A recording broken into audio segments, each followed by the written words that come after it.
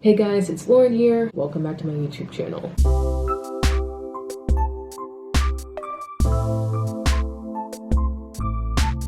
I know what you're thinking. Lauren, that thumbnail is extra as fuck. What is this about? Let me explain that because I feel like it's a bit of a story. Well, not really that much of a story, but it's a bit of a story. Anyways, I went to a museum this past week and I wanted to put that into a vlog, but I didn't want it to just be a separate vlog because I felt like that'd be a bit random for my channel. I was trying to find a way to fit it in with the books that I went to read this week, or like some of the books I went to read this week. For some reason, it just came to me, reading vlog of the ages, and it's because I wanted to read Mexican Gothic, which is basically a neo-Gothic book that involves more Hispanic heritage as opposed to like the white European one that's typical for the genre. And then there's also Such a Fun Age, which involves like the modern era and kind of how like technology and the internet can really like expose parts of ourselves that we didn't really realize were there before, the racist parts. So that's basically those two books, and I felt like since they're from different eras, I thought it'd be fun to have a reading vlog centered on that as the theme. Time, I guess. It's very grandiose.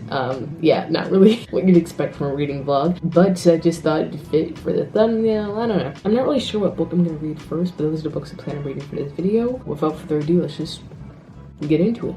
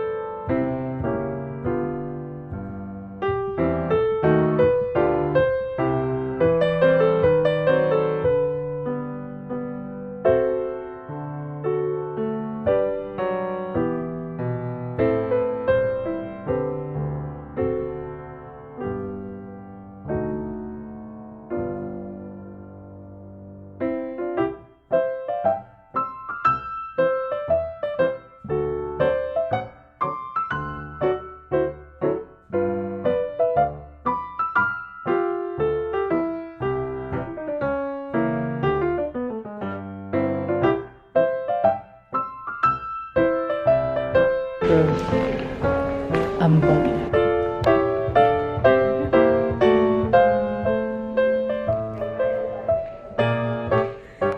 Is this even real? For real? Is this real for real?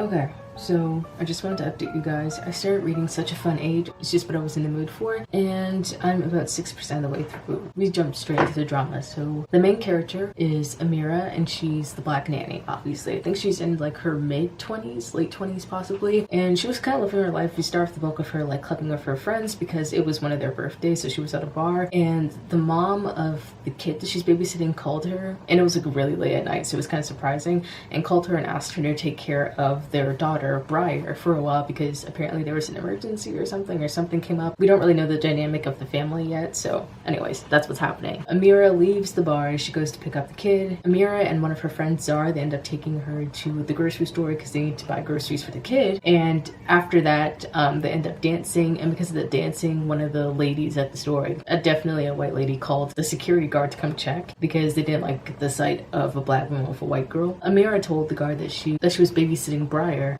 but the guard like didn't believe her. I don't know, I guess because she was black and the kid was white, even though it makes complete sense if it's babysitting. So she literally had to call her boss, I guess like the girl's dad, to come in order to be like released, because the security guard was calling backup for some reason. They immediately jumped to the assumption that like somehow Amira committed a crime, even though she was literally just dancing with the kid. The woman that called the security guard and her was like, oh, they were doing this really like suspicious like sexual dance, and I was like, ma'am, they were doing the Dougie, bro. It kind of reminds me of that incident. Like, I read about this, but it reminds me of that incident with like Serena Williams, and she was crip walking on the tennis court after a victory, and people said that she was doing a gang dance, which was like the most ridiculous thing ever. We're only 6% of the way through, and I'm really sucked in. So yeah, I think it was a good choice to start off. I'm not sure if this is gonna be a fast read or not, but I'm already really enjoying it just because, I don't know, the protagonist already seems really likable. I probably am going to get frustrated reading this book because I already know the topic itself is frustrating, but yeah, so far so good. Okay, it's an update. I'm 65% of the way through Such a Fun Age, and so much has happened. So after that incident in the grocery store, the woman that Amira works for, Alex, whoever the fuck, Alex is her boss. She's an interesting character. That's all I'm gonna say. Yeah, she's basically this white woman. Her career jumped off. She managed to make something of herself by writing letters. I still don't even completely understand her career, and it's like 60% of the way through the book. But basically, she's this mom of two, and she hired Amira in order to take care of one of her daughters. And she honestly, it's like at the same time she's a good mom and she's not a good mom, because she seems to see her kids as like a really big burden.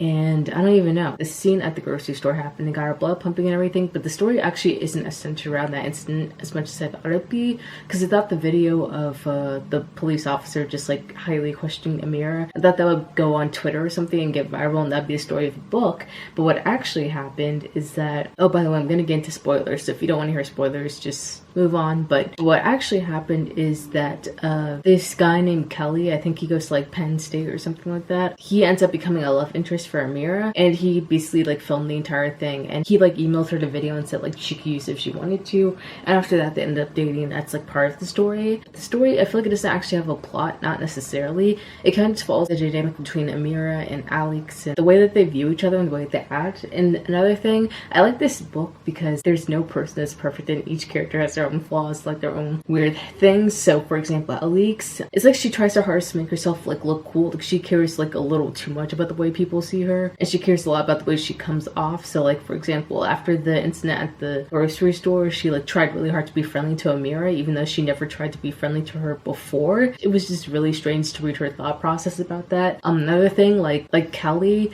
who actually, the funny thing is Amira's like love interest in this book was Alex's ex-boyfriend. So Amira is dating her boss's ex, which is really strange. Anyways, like Alex's child was getting sick in front of her, and she was having a dinner with Amira, and then also like Amira's boyfriend, who was her ex, and she was so hyper focused on that she didn't even notice the fact that her child was getting sick. So I was like, this woman is something else. She's a little special. Anyway, she cares too much about what people think of her. She cares too much about how she comes off, and it's very apparent in the writing, and I think the author did a really good job portraying that. Amira, who is like, I guess you could say the protagonist of the book, there's multiple protagonists, I guess, because it mainly falls through the perspective of Alex and Amira, but Amira is, I guess, like one of the main protagonists. Her kind of problem is the fact she doesn't have her life figured out yet. She's 25, and basically she's babysitting part-time and then also doing like this typewriting job. Yeah, she doesn't have her life figured out, so that's one of the things. That she's still dating Kelly, the love interest, but Kelly is like this white guy who seems to be hyper fixated on black people and black culture, and he said the N-word like with the hard R after it in front of Amira on one of their first dates, like he was testing it on her or something, and Amira kind of just looked at him, and then she just like let it pass, along with a lot of other weird things that Kelly did. I'm not sure if that's just because she wanted to get dicked down. I don't even know what it is, but that's, I guess you could say, another character flaw. She kind of like lets things go too easily. And then Kelly, obviously, like I said, Kelly, Amira's love interest, he's hyper fixated on black culture to the point of like fetishization, which is just really creepy and really weird. Basically, all the characters are a little fucked up, I guess I'll say, especially the white characters. But it's very strange because the story actually isn't centered around the video or like the grocery store incident, more like the events that happen that kind of were caused by it. It's not directly connected to it. So it's basically like a domino effect where like the grocery store incident happens, and that's how Amira meets Kelly, who is her boss's ex, and that's how Alex feels the need to start acting more friendly and all this other stuff. So that's what starts the plot, but it doesn't necessarily specifically tie in that tightly wound to the incident that happened at the very beginning of the book. So yeah, it's still an interesting story. It's just not as centered around that incident as I thought it was gonna be. The plot itself is a little jaggedy, but it's kind of interesting seeing these like really kind of messed up characters interact with each other in their own strange little ways. So that's something I will really say. I really am enjoying that book for that. But right now I kind of see it being like a 4-star, maybe like a 3.7 or something, because I am enjoying it. It just doesn't have a concrete plot. Yeah, that's basically the rating I have in my mind right now, but I'm almost done. I'm actually surprised we're at 60% today, because it's not like I was reading that much, but the book I guess is kind of short. So yeah, I'm gonna get back to reading, but I want to update you guys because I was like, I thought I would only read 50% today, but I ended up reading way more than I thought, and I want to update you guys before I reach the end of the book. That's what's happening. I'll let you guys know when I finish. Okay, hey guys, I'm back, and I finished Such a Fun Age last night, which means I read it in a day, and I wasn't actually expecting to do that, but I guess it was that addictive. So I finished it, and the ending was bizarre, but basically both Kelly and Alex are both trash. Amira's like boyfriend and her boss, they're both trash. They're both racist trash. Apparently, like, yeah, they used to date each other. They had this big confrontation at like a Thanksgiving dinner that Alex invited Amira to and said that she could bring her boyfriend, so she did, and then they found out that they actually knew each other. So that didn't pan out too well. A lot happened after that dinner. I guess you could say that was like the climax of the book, the peak action of the book.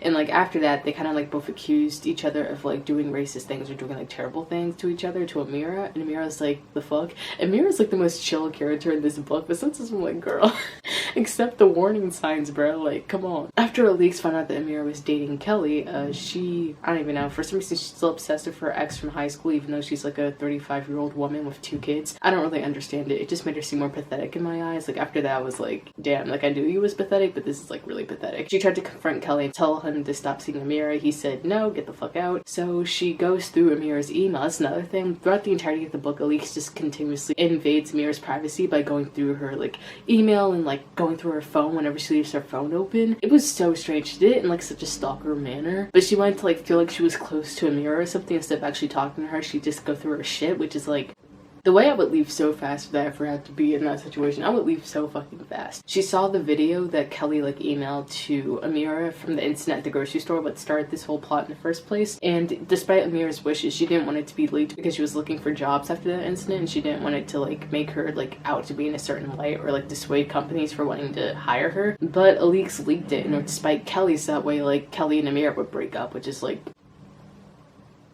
the logic of these people. She thought it was like for in her best interest, and all of her friends told her it was in Amira's best interest because she was 25 and apparently she was too young to know what she wanted. I feel like 25 is a good age to know what you want. So yeah, that happened. Amira like freaks out. Obviously she breaks up with Kelly because she thinks Kelly's the one that leaked the video, because she told him repeatedly that she didn't want it to, and Kelly kept on pushing it. Eventually like she almost like completely ended up becoming like a full-time nanny for Alex, because Alex like pushed her to like hire her full-time as a nanny, and Amira was like, fine, I guess I'll just have this job. And it seemed like Alex was trying to support her, which is like disgusting. Like that's borderline psychopathic behavior, and it made me really uncomfortable to read. That means it's good storytelling, right? Eventually like Amira's homegirl, like Zara, she ends up finding out Alex actually did leak the video from logging into her email, and then Amira realizes that Alex has been going through her shit because the only way she could have gotten access to the video was by going through her email, which she like left logged in on their family computer. After that, Amira was supposed to help with Alex's interview for her new book that's coming out, because she was working on it throughout the entirety of the book. Working on it, she was basically just like fooling around and acting a fool. Amira embarrasses her on live TV, as she should. It's what she deserves.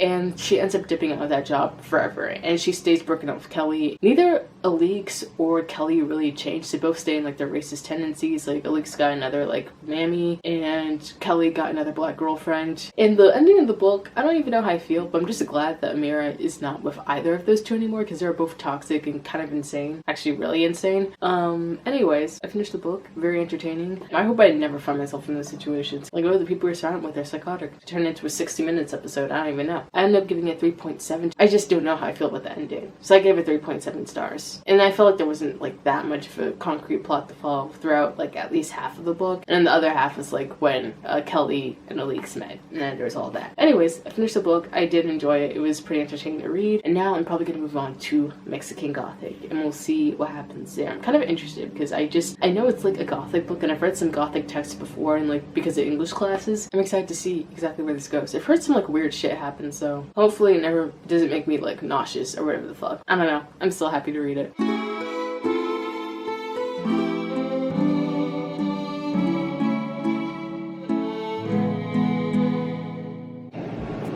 Time for dinner. We're gonna have something really special now.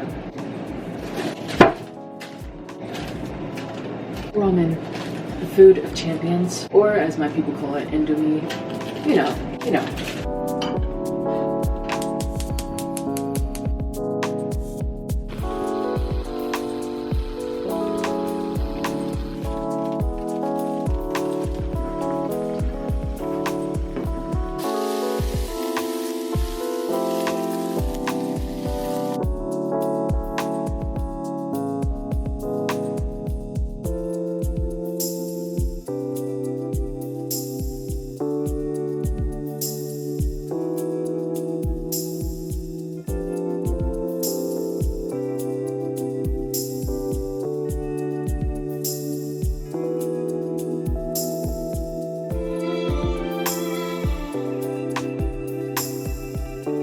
Hey guys, I hope you can see me, but I started Mexican Gothic by Silvia Moreno Garcia, and so far I'm actually really liking it. Surprisingly, the tone is like third person omniscient, and we immediately follow this character, and the way that they set the scene, I can't exactly explain what it is, but the way they set the scene was fucking like amazing. I liked it. But it's like they start off by like showing the characteristics of the character, or like the protagonist, who in this case is Naomi, I believe her name is, and then they kind of like explain why she acts that way a little bit, but not by explicitly revealing all the details of her life. So I don't know, the way the book is written, for one, is really, really nice. It definitely fits the whole Gothic tone. It reminds me of like old-fashioned, but in like a good way. So far, I really like the beginning. I also really like the fact that like it is Mexican Gothic. That's the title of the book, and it definitely does suit like the theme and like the tone of the book. Because for one, it takes place in like a really spooky house. They haven't gotten there yet. Right now, Naomi's just being told by her father that her cousin Catalina, I believe her name is, she is basically going crazy at our house, and I think he's about to send Naomi over there to like check out the scene and see what's up, because Catalina's been sending letters saying that like shit is happening over there, and she's just like not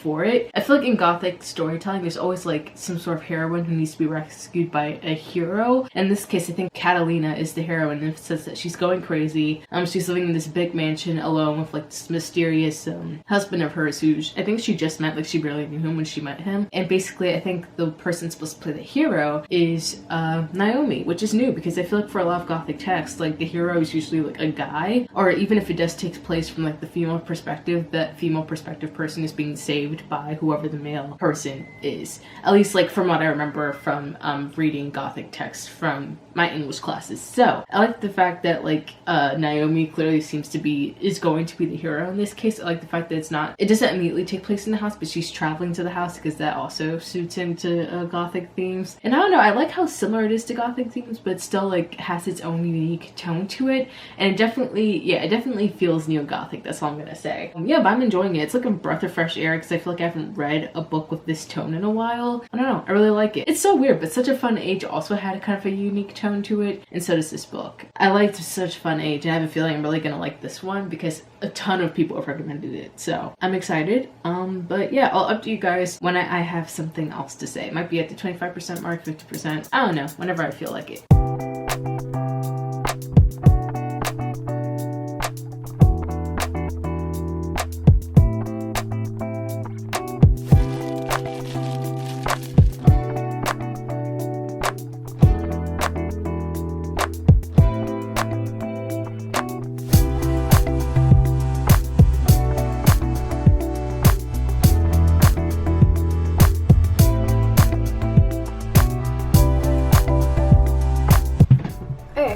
You guys can see me.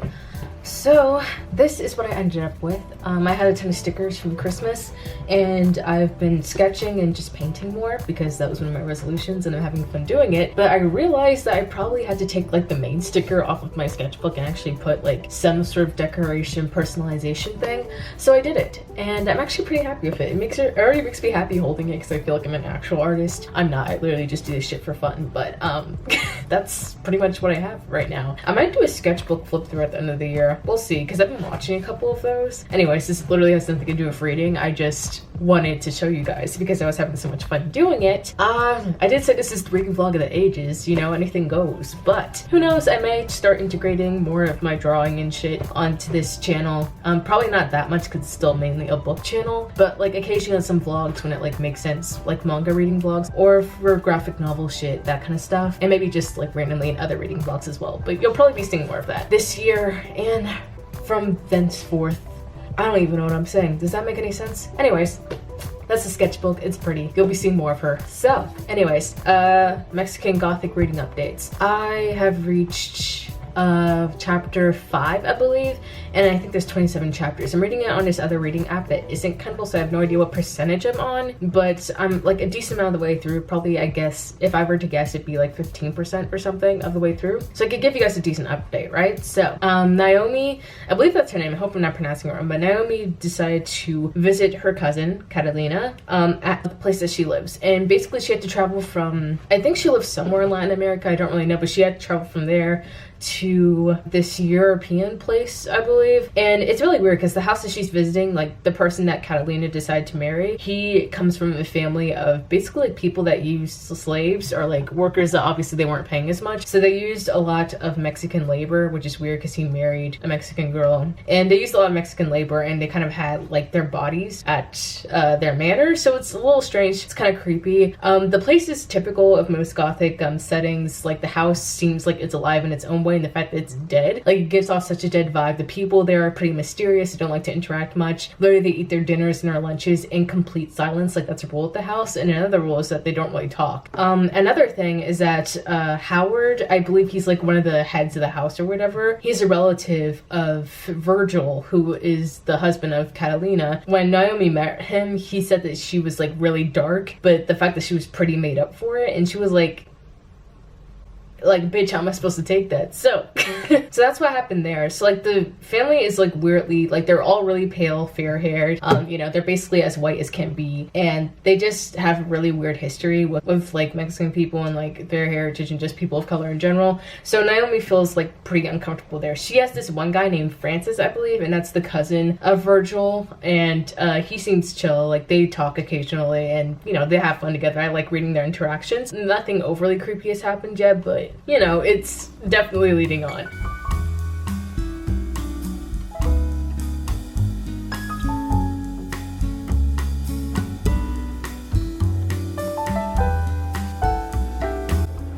Okay, hey guys, literally like a week later, like a few days later, I realized I did not update you guys about Mexican Gothic at all. I finished it. Surprise! Yeah, I know, I'm a piece of shit. But I did update you guys a little in the beginning, but I think my camera got cut off or something. But basically what happens is Francis and Naomi kind of become a thing. They're a thing, but Francis kind of does some fucked up shit. The whole family's kind of fucked up. It's kind of obvious from the very beginning of the book. And there's some Sweet Home Alabama stuff that's really yeah, it's very not the best kind of thing to see. Sweet Home Alabama happens. It definitely was Gothic in the sense that like even though it's like mostly focused in like the realistic aspects of the story and how like off the actual people are, there definitely were some supernatural elements that came up. I don't want to spoil it, but overall I gave the book like 4 stars, the same rating as Such a Fun Age, because I did actually really enjoy it. All of the whole book definitely reminded me of Gothic literature, which I really liked. I liked the fact that they kind of incorporate like race and like what value they put on certain genetics or certain looks or like whatever. Yeah, I just like how they combined race in with like Gothic themes, like definitely traditional Gothic themes. I liked the protagonist. Naomi was very compelling and I actually was rooting for her a lot throughout the entire book. I think the only reason I didn't really give it 5 stars is just because it's not my typical genre, and so it didn't like hit me the same way. Like I wasn't like geeking out while I was reading it, but I definitely did enjoy it. I am a bit disturbed though, so I was like, bro, I'm gonna just like move on, watch some anime, take my mind off this shit. But yeah, it was pretty good. good. It's weird because I actually think I found it more disturbing than These Violent Delights when I read it, and they were like gouging out their throats in that book, but in this book it was like some weird locust like pest thing. Overall, I liked the way the book wrapped up. I like the fact that it actually ended up like, I'm not, this isn't a spoiler, but it ended up in a relatively happy ending. So I do enjoy that, because if it was left ambiguous, I'm not sure if I would know what to do with myself. And yeah, luckily I have some peace of mind after reading that book. Ultimately, both of the books I ended up reading in this vlog I gave 4 stars, so I would consider it pretty successful. This reading vlog might have been a little bit chaotic. There's so much going on. There's just so much going on, but I wanted to combine it, and I feel like combining it through the ages just made it make more sense to me. So that's what we ended up doing. Hopefully you guys still enjoyed it, despite the fact that it was a little bit chaotic, maybe a little bit confusing at times, but that is this video. Thank you guys for watching. If you like this video, you should like, comment, and subscribe. Follow me on my videos. They are always linked down below, and I'll even add my @ to the side because I always get lazy about it, but honestly, you know, go follow me on there. Don't be shy. Don't be afraid. Thank you guys for watching, and I'll see you guys in the next one. Bye-bye.